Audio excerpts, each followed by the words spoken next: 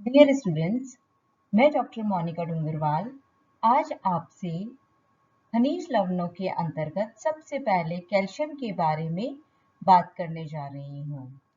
Calcium एक ऐसा खनिज लवण है जो हमारे शरीर में अन्य खनिज लवणों की अपेक्षा अधिक मात्रा में पाया जाता है।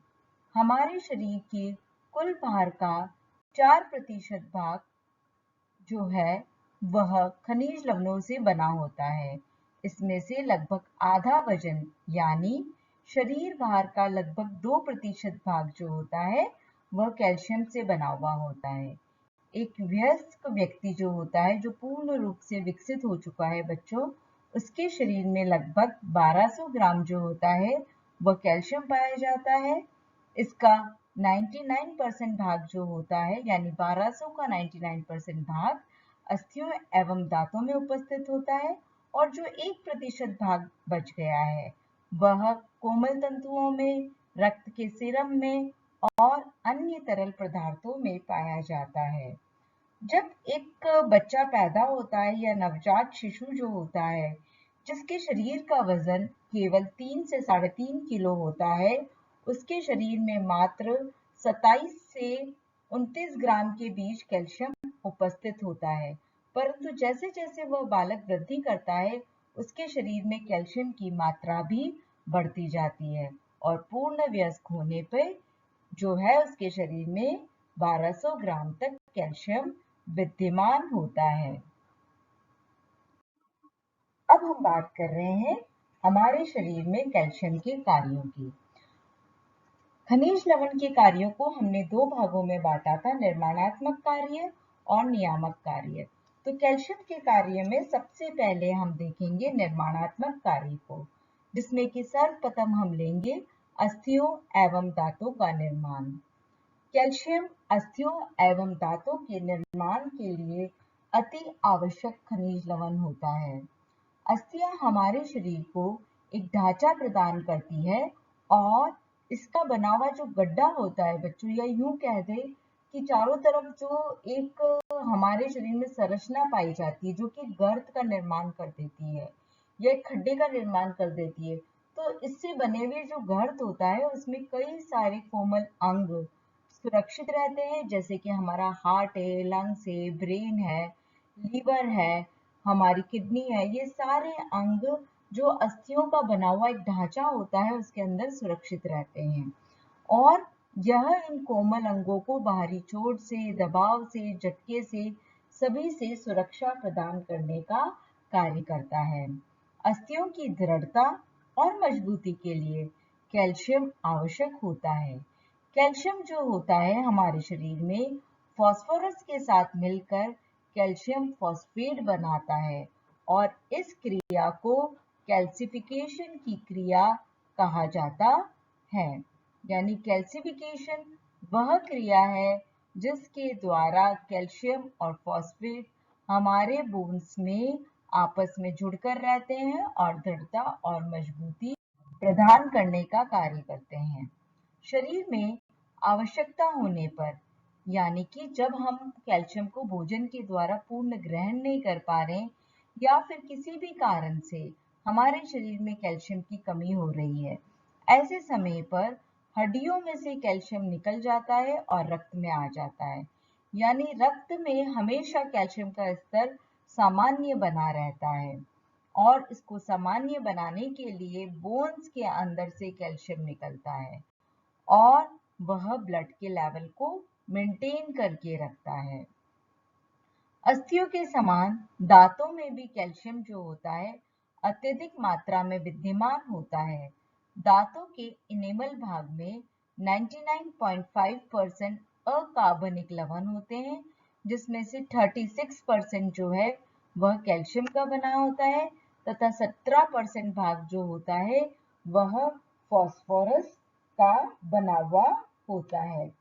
हमारे शरीर में अस्थियां जो होती है निरंतर संश्लेषित और विच्छेदित होती रहती है, यानी उसका निर्माण भी होता रहता है और उसका ब्रेकडाउन भी होता रहता है।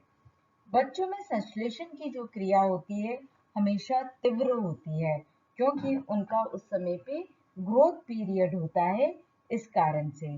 परंतु एडल्ट एज या वयस्क अवस्था में संश्लेषण और विच्छेदन की जो क्रिया होती है वह जो है थोड़ी सी कम हो जाती है, या यूं के समान हो जाती है, मतलब जितना निर्माण हो रहा है उतना ही टूट रहा है।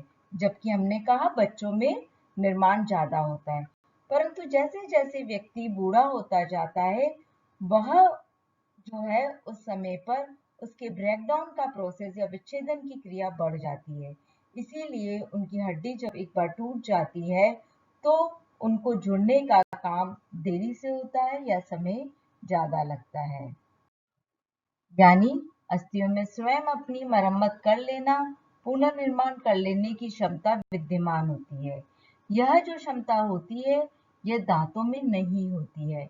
इसी कारण एक बार जब दांत खराब हो जाते हैं या सड़ जाते हैं उनका पुनर्निर्माण वापस नहीं होता है और व्यक्ति को नए दांत लगवाने पड़ते हैं या उनको भरने पड़ते हैं अगर कोई गड्ढा हो गया है या कीड़े लग गए हैं उस समय पर अभी जैसा मैंने बताया अस्थियों का पुनर्निर्माण हमारे शरीर में होता रहता है, संश्लेषण होता रहता है और यह क्रिया बच्चों में ज्यादा होती है, बड़ों में जो है वह विच्छेदन के बराबर होती है और वृद्धावस्था में संश्लेषण बहुत कम हो जाता है और विच्छेदन की क्रिया बढ़ जाती है। इसलिए उनमें जो हड्डियां जुड़ती है उसमें टाइम लगता है। निर्माणात्मक कार्य में कैल्शियम का जो दूसरा कार्य होता है वो शरीर की वृद्धि एवं विकास का होता है। यानी कि कैल्शियम की कमी के कारण शारीरिक वृद्धि और विकास बाधित हो जाते हैं। बच्चे के शरीर की वृद्धि और विकास में कैल्शियम का प्रत्यक्ष प्रभाव तो नहीं पड़ता है, परंतु वो अप्रत्यक्ष रूप से शारीरिक वृद्धि और विकास के लिए प्रोटीन के साथ साथ जो है बहुत ही आवश्यक पोषक तत्व होता है। अब हम आते हैं कैल्शियम के नियामक कार्य पर। फर्स्ट और सबसे इम्पोर्टेंट नियामक कार्य होता है कैल्शियम का रक्त का थक्का जमाने में सहायक होता है। बच्चों, जब भी कभी हमारी उंगली पे कट लग जाता है या दुर्घटना हो जाती है जिसके कारण से शरीर से रक्त बाहर निकल रहा है, तो आप देखते हो कि किसी भी कारण से जब हमारे शरीर से रक्त बाहर निकल रहा है तो यह 5 या 7 मिनट के अंदर वो रक्त का बहना बंद हो जाता है, क्योंकि उस स्थान पर रक्त का थक्का बन जाता है। यानी रक्त का जमना जो होता है एक जीवन रक्षा के लिए अत्यंत ही आवश्यक क्रिया होती है और यह क्रिया प्रकृति प्रदत्त या हम कहते हैं कि स्वाभाविक क्रिया होती है, क्योंकि जिस स्थान पे रक्त का थक्का बन जाता है वहां की जो रक्त वाहिनियां होती है उनका जो नली होती है जिसका कि मुंह कट गया था वो वापस से बंद हो जाता है और रक्त जो है निकलना बंद हो जाता है। और यही चीज यहाँ पे दिखाई है कि कट जो एक बार लग गया है, ब्लड बाहर की तरफ निकल रहा है, तो यहाँ पर ब्लड क्लोट या रक्त का थक्का बन गया है और फिर ये रक्ताणु जो है यहाँ पर आके जो इसमें फंस गए हैं और अब ये बाहर की तरफ नहीं निकल पा रहे हैं। इस लाइन डायग्राम में इस चीज को बहुत ही अच्छे से समझाया है कि कैल्शियम किस तरीके से इस रक्त का थक्का बनाने में मदद करता है।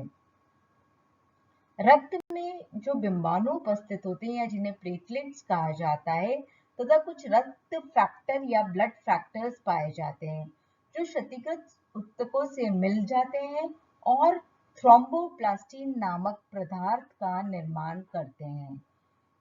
ये जो थ्रोम्बोप्लास्टिन होता है, यह थ्रोम्बोप्लास्टिन जो होता है यह प्रोथ्रोम्बिन को थ्रोम्बिन में कन्वर्ट करता है। प्रोथ्रोम्बिन को जो थ्रोम्बिन में कन्वर्ट करता है तब भी कैल्शियम की आवश्यकता होती है। जिस तरीके से प्रोथ्रोम्बोप्लास्टिन से जब थ्रोम्बोप्लास्टिन बनता है और यह कैल्शियम की उपस्थिति और साथ में विटामिन के की उपस्थिति में होता है।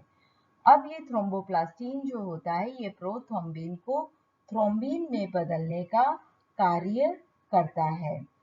जब ये थ्रोम्बिन जो बन जाता है एक बार हमारे शरीर में, तो ये जो फाइब्रिनोजन तत्व पाया जाता है प्लाज्मा के अंदर, यह एक तरह का प्रोटीन होता है।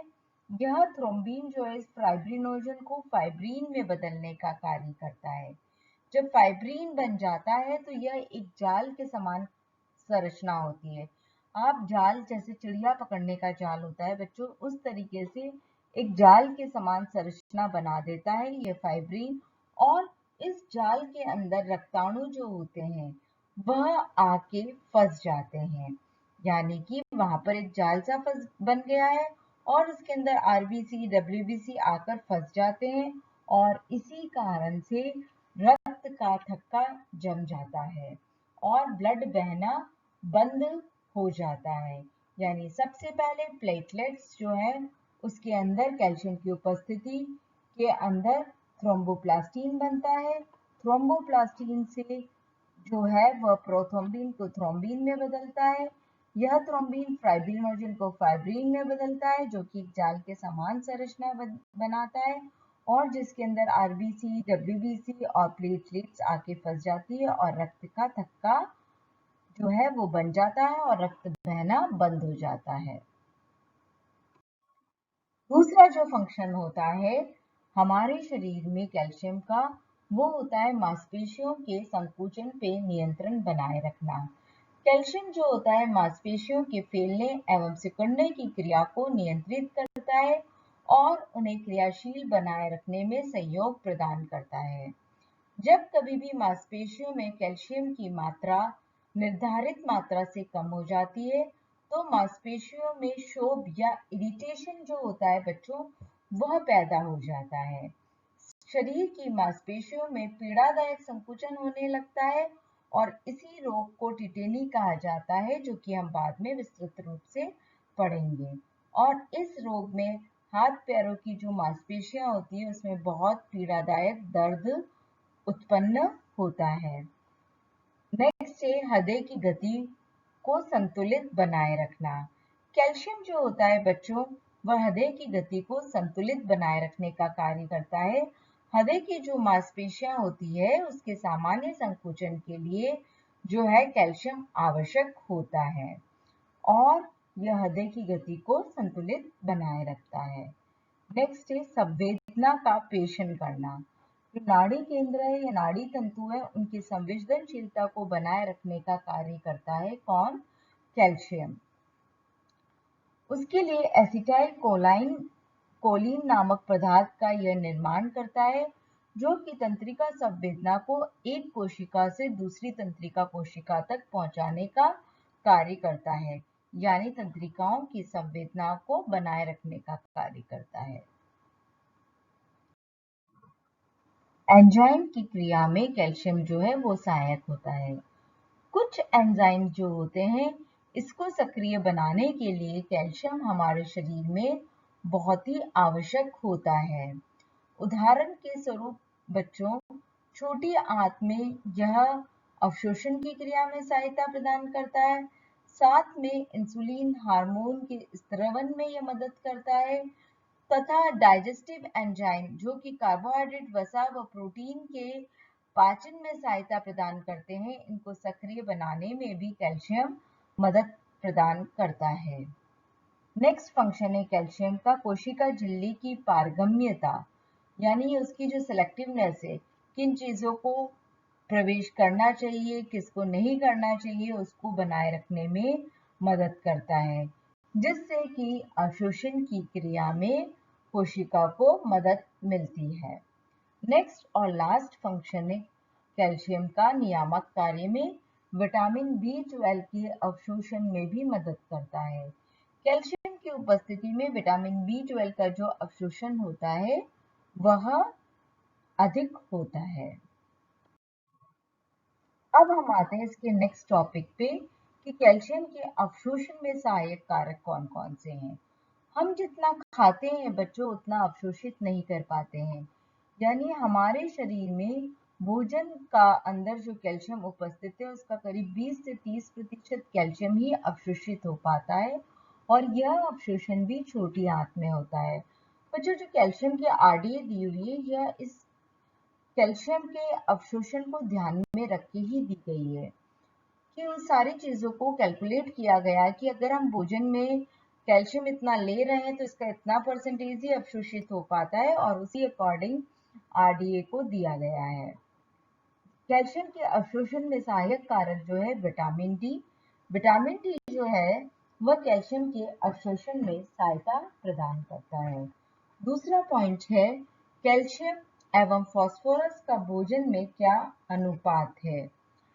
अगर कैल्शियम व फास्फोरस का भोजन में अनुपात 1:1 या 2:1 होता है तो उसका अवशोषण अच्छी प्रकार से हो पाता है।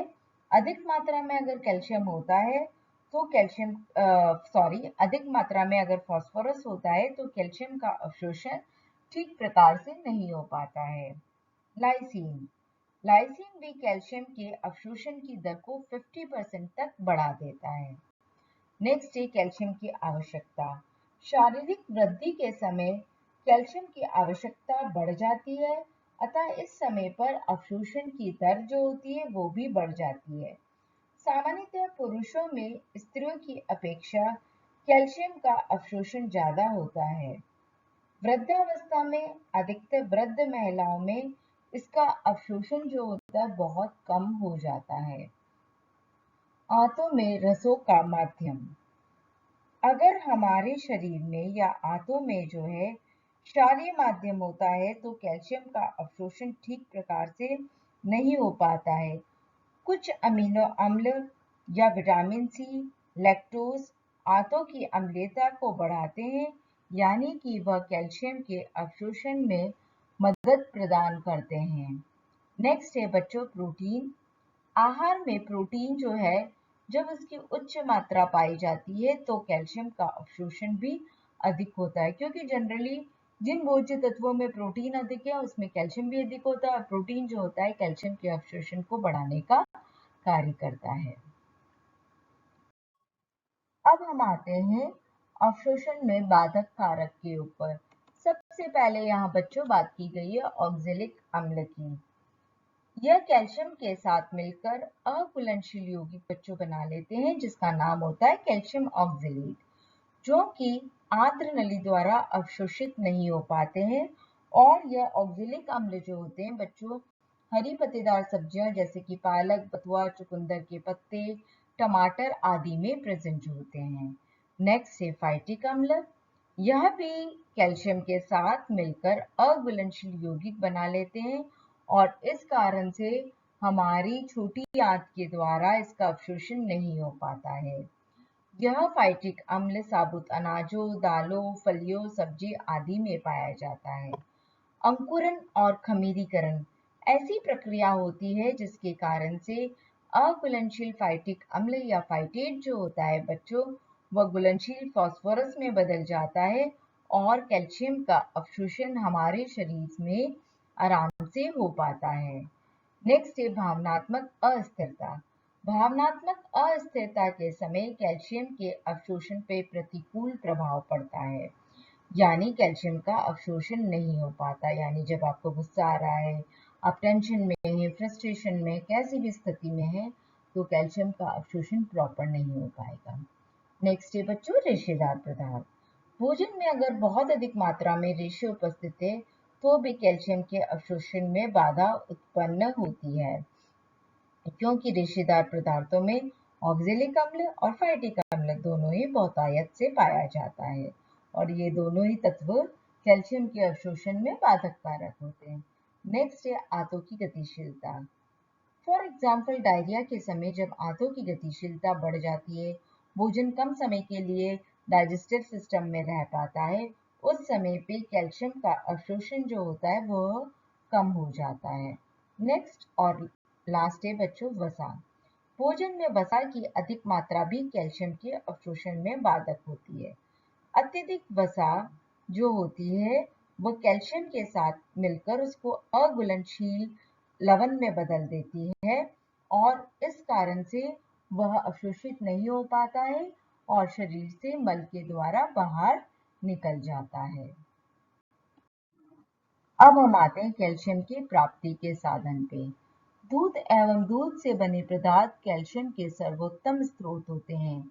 यह हमारे शरीर द्वारा अच्छी मात्रा में अवशोषित भी हो पाते हैं, क्योंकि दूध में कैल्शियम व फास्फोरस का जो अनुपात होता है वह अवशोषण के लिए उपयुक्त होता है। साथ में कैल्शियम के साथ दूध में लैक्टोज भी होता है, और आपने पढ़ा है लैक्टोज जो है वह कैल्शियम के अवशोषण में मदद करता है। इसके अलावा कैल्शियम जो है वह मछली, तल, सूखा नारियल, मूंगफली, सोयाबीन, अंकुरित अनाज, दालें, हरी पत्तेदार सब्जियां जैसे कि मेथी, चौलाई, अरबी के पत्ते, सरसों का साग, पत्ता गोभी, शलगम आदि में भी अच्छी मात्रा में उपस्थित होता है। इसके साथ आज का हमारा जो टॉपिक है कैल्शियम, जिसमें कि अंदर हमने आज बात की है, उसका इंट्रोडक्शन, फंक्शंस, सहायक और बाधक कारक और प्राप्ति के साधन, यह समाप्त होता है। कल के वीडियो या नेक्स्ट वीडियो में हम इसके जो कमी के प्रभाव है, साथ में जो आरडीए है, उसके ऊपर बात करेंगे। थैंक यू बच्चों।